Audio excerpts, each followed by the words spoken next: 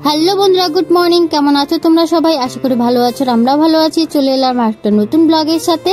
সকালবেলা চাটা খাওয়ার পরে ও গেল জল দিতে। এই গার্ডওয়ালগুলো নতুন হয়েছে, তাই দিনে 3-4 বার করে জল দিতে হয়।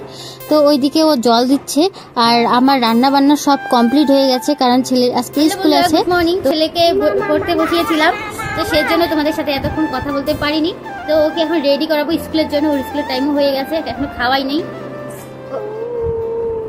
খাইয়ে নিব, তারপরে হচ্ছে হাত মুখ দিয়ে দিবো। আজকে স্নান করাবো না, ঠিক আছে? স্কুল থেকে আসার পরে স্নান করাবো। হ্যাঁ হ্যাঁ হ্যাঁ, বলো।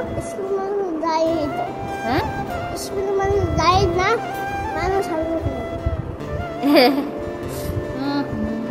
মানুষ প্রত্যেকদিন ওরকম করে না। ওর একটা বোধ অভ্যেস, ওর স্কুল যাওয়ার টাইম হলে ওর পটি পায়, সেটাই বলছিল। ওকে এখন আমি খাইয়ে দিয়ে রেডি করে নিই, তারপরে তোমাদের সাথে আবার কথা বলবো। ও ঘরে আমার এখন সমস্ত কাজ পড়ে আছে, এখনো বিছানা গোছানো হয়নি, কিচ্ছু হয়নি। রান্নাবান্না এমনিতে সব কমপ্লিট হয়ে গেছে।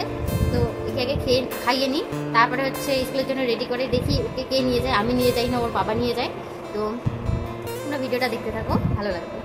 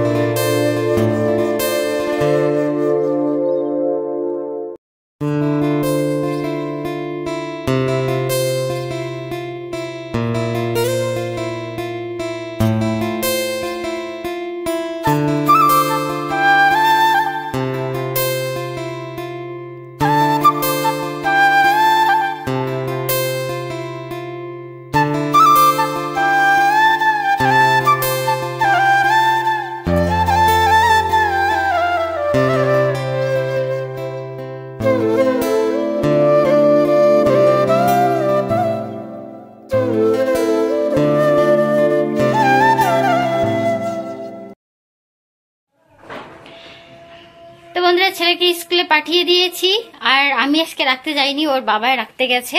তো চলো তোমাদেরকে দেখাই স্কুল থেকে ফেরার পরে ও কি করছে। চলো তোমাদেরকে দেখাই।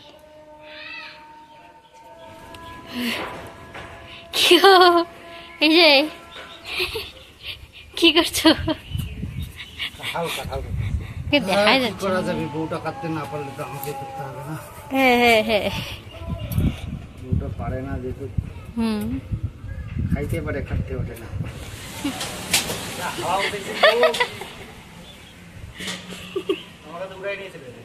যাক, তোমাকে উড়ে নিয়ে যা। কাঁঠালটা রেখে যায়, উড়ে গেলে তুমি একাই যাবা, কাঁঠালটা নিয়ে যাবা না।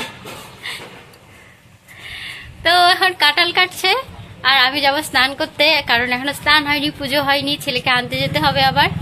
তো স্নান টান করে পুজো টুজো সেরে নিই, তারপরে ছেলেকে আনতে যাবো। ও বন্ধুরা, স্নান টান সেরে নিয়ে পুজো টুজো কমপ্লিট করে নিলাম, এখন যাবো ছেলেকে আনতে, সেজন্য রেডি হয়ে গেছি। আর ও যে বাইরে কাঁঠাল কাটছিল, সেগুলো টুসা টুসা বাইরে পড়েছিল, সেগুলো পরিষ্কার করলাম, করার পরে আবার হাতটা ধুয়ে যে রেডি হয়ে গেছি। এখন যাবো ছেলেকে আনতে, আনার পরে রান্না শুরু করব। এখন আর রান্নাটা করছি না, কারণ সময় নেই, আর ওর বাবা হচ্ছে আনতে যেতে পারবে না। ওর বাবা যদি যেত তাহলে আমি রান্নাটা এখনই শুরু করতাম। ছেলেকে স্কুল থেকে নিয়ে আসার পরে স্নান টান করিয়ে খাইয়ে দিয়ে ঘুম পাড়িয়ে দিয়েছি, তারপর চলে এলাম রান্নাঘরে। রান্নাঘরে আসার পরে পেঁয়াজ, আদা, রসুন, লঙ্কা, টমেটো সবকিছু কেটে নিয়েছি। কেটে নেওয়ার পরে দেখো এখানে একটা পেস্ট করে নেব। এটা হচ্ছে কাঁঠালের সবজির জন্য, আর আজকে আমি কাঁঠালটা বানাবো খাসির চর্বি দিয়ে। তো এইখানে দেখো, এখানে খাসির চর্বি আর খাসির মাংস দুটোই আছে। ও সকালবেলা বাজার থেকে নিয়ে এসেছিল। খাসির তেলটা দিয়ে শুধু এখন কাঁঠালের সবজিটা বানাবো, আর খাসির মাংসটা ওটা হচ্ছে রাতের জন্য, ওটা রাত্রেবেলা বানাবো। আর এখন আমি শুধু খাসির চর্বিটা দিয়ে কাঁঠালের সবজিটা বানিয়ে নিচ্ছি। আর খাসির চর্বি দিয়ে এবারই ফার্স্ট টাইম আমি কাঁঠালের সবজি বানাচ্ছি। এর আগে আমি কোনোদিনও কাঁঠালের সবজি বানাইনি, খাসির তেল দিয়ে বানাইওনি, খাইওনি। চিংড়ি দিয়ে খেয়েছি, তারপরে ডিম দিয়ে বানিয়েছিলাম, তো ওগুলো মোটামুটি ভালোই লেগেছে। তো আজকে হচ্ছে ফার্স্ট টাইম খাসির চর্বি দিয়ে কাঁঠালের সবজি রান্না করব। তো বন্ধুরা, এই যে দেখো সবজিটা আমার রেডি হয়ে গেছে। খাসির তেল দিয়ে কাঁঠালের সবজি দেখতে অসাধারণ হয়েছে, খেতেও কিন্তু অসাধারণ হয়েছিল। আর আমি এখন এখানে একটু বেড়ে নিচ্ছি, কারণ ওকে খেতে দেব, ও খেতে বসে গেছে। তো এই যে দেখো অসাধারণ কিন্তু হয়েছে। এইভাবে প্রথমবার রান্না করলাম, আর খুব ভালো লাগলো এভাবে রান্না করে খেয়ে, অনেক ভালো লাগলো। ডিম দিয়ে রান্না করেছে, চিংড়ি দিয়ে রান্না করেছি, সবগুলোরই একটু আলাদা আলাদা টেস্ট হয়, কিন্তু এরটা হচ্ছে সব থেকে বেশি আমার খুবই ভালো লেগেছে এই রান্নাটা। ওর বাবাও কিন্তু অনেক প্রশংসা করেছিল রান্নাটার।